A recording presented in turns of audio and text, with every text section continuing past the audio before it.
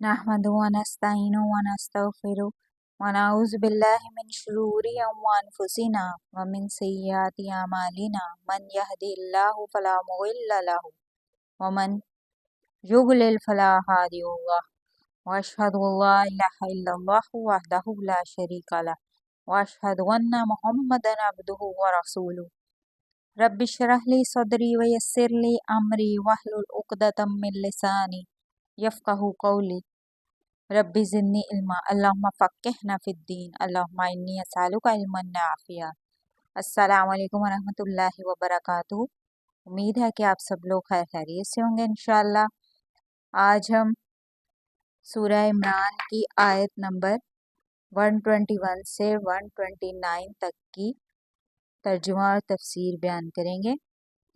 आऊज़ु बिल्लाहि मिनश शैतानिर रजीम बिस्मिल्लाहिर रहमानिर रहीम।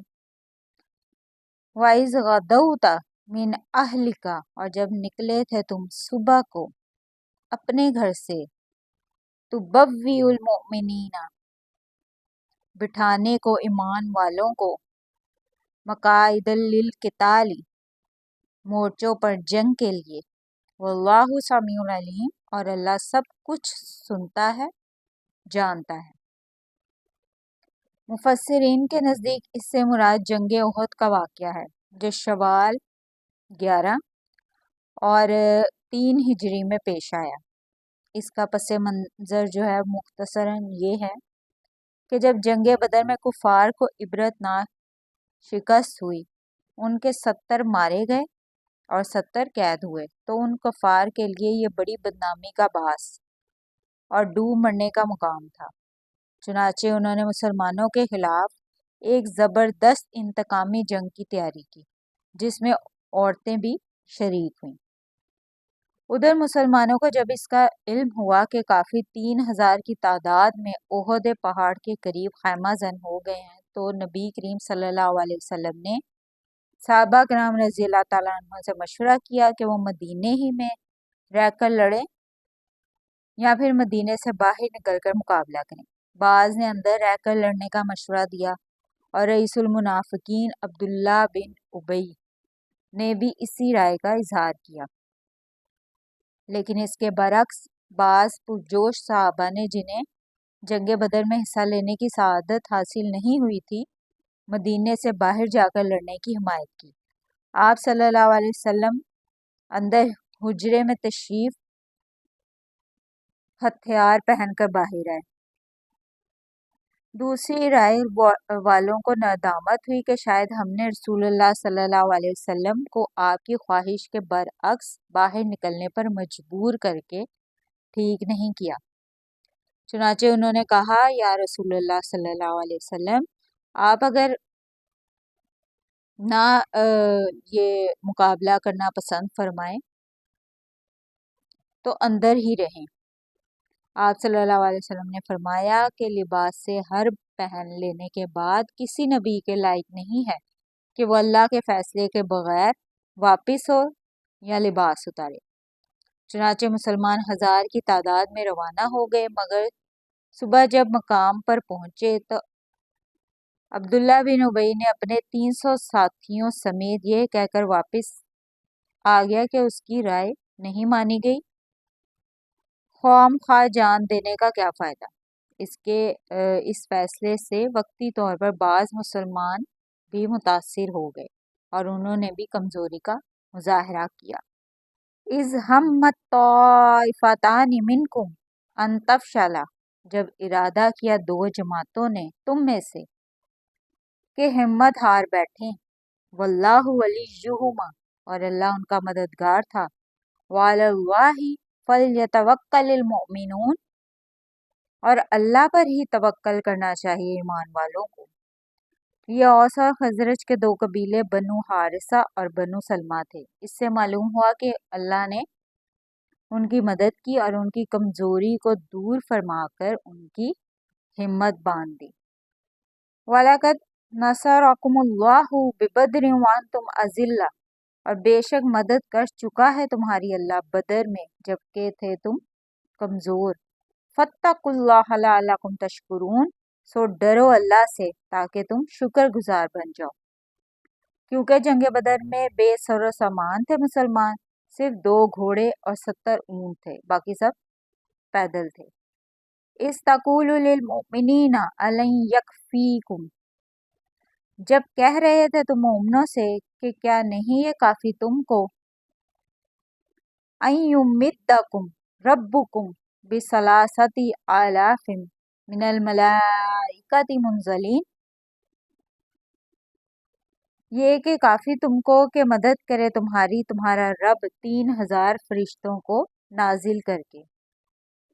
یعنی اے مسلمانوں، اگر مقابلے میں 3000 کا لشکر آ گیا ہے تو کیا غم ہے؟ رسول اللہ صلی اللہ علیہ وسلم نے فرمایا کہ میں تمہیں خوشخبری دیتا ہوں کہ اللہ آسمان سے 3000 فرشتے بھیجے گا۔ اللہ تعالیٰ نے اپنے نبی صلی اللہ علیہ وسلم کی اس خوشخبری کو، جو ایک طرح سے استدعا بھی ہو سکتی تھی، فوری طور پر شرف قبولیت عطا فرمایا اور اس کی منظوری کا اعلان فرما دیا۔ بلا، ہاں کیوں نہیں، ان تصبروا وتتقوا ویاتوکم، اگر تم صبر کرو گے اور تقوی اختیار کرو گے، من فورہم ھذا یمددکم ربکم بخمسۃ آلاف، تو آن پڑے تم پر وہ اچانک، یعنی کہ دشمن، تو مدد کرے گا تمہارا رب 5000 فرشتوں سے، من الملائکۃ مصومین، جن پر خاص نشان ہوں گے۔ مسلمان بدر کی جانب محض قافلہ قریش سے جو تقریباً نہتا تھا چھاپا مارنے نکلے تھے، مگر بدر پہنچتے پہنچتے معلوم ہوا کہ مکے سے مشرکین کا ایک لشکر جرار پورے غیظ و غضب اور جوش و خروش کے ساتھ چلا آ رہا ہے۔ یہ سن کر مسلمانوں کی صف میں گھبراہٹ، تفتیش اور جوش قتال کا ملا جلا رد عمل ہوا۔ ان کو تشویش بھی بہت زیادہ تھی اور انہوں نے اللہ سے دعا کی۔ اس پر اللہ نے پہلے 1000 پھر 3000 فرشتے اتارنے کی بشارت دی اور مزید وعدہ کیا کہ اگر تم صبر و تقوی پر قائم رہے اور مشرکین اسی حالت غیظ و غضب میں آ دھمکے تو فرشتوں کی یہ تعداد تو یہ 5000 کر دی جائے گی۔ کہا جاتا ہے کہ مشرکین جوش اور غضب جو ہے وہ برقرار نہ رکھ سکے اپنا، بدر پہنچنے سے پہلے ہی ان میں پھوٹ پڑ گئی تھی، اس لیے حسب بشارت 3000 فرشتے اتارے گئے اور ان کی پہچان کے لیے ان کی مخصوص علامت ہوگی۔ وما جعلہ اللہ الا بشرا لکم ولتطمئن قلوبکم بہ، اور نہیں بنایا اس کو اللہ نے مگر بشارت تمہارے لیے اور تاکہ اطمینان حاصل کرو تمہارے دلوں کو اس سے۔ ومن نصر الا من عند اللہ العزیز الحکیم، اور نہیں ہے نصرت مگر اللہ ہی کی طرف سے جو غالب ہے، حکمت والا ہے۔ یہ تو اللہ تعالیٰ کی طرف سے بشارت کے طور پر تمہارے دلوں کے اطمینان کے لیے تمہیں بتا دیا گیا ہے، ورنہ اللہ تعالیٰ تو فرشتوں کو بھیجے بغیر بھی تمہاری مدد کر سکتا تھا۔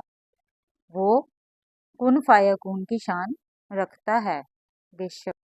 لیقطع طرفا من الذین کفروا او یکبتہم فینقلبوا خائبین، تاکہ کاٹ ڈالے وہ ایک گروہ کو ان لوگوں میں سے جنہوں نے کفر کیا، یا ذلیل کر دے انہیں پس لوٹ جائیں وہ ناکام و نامراد۔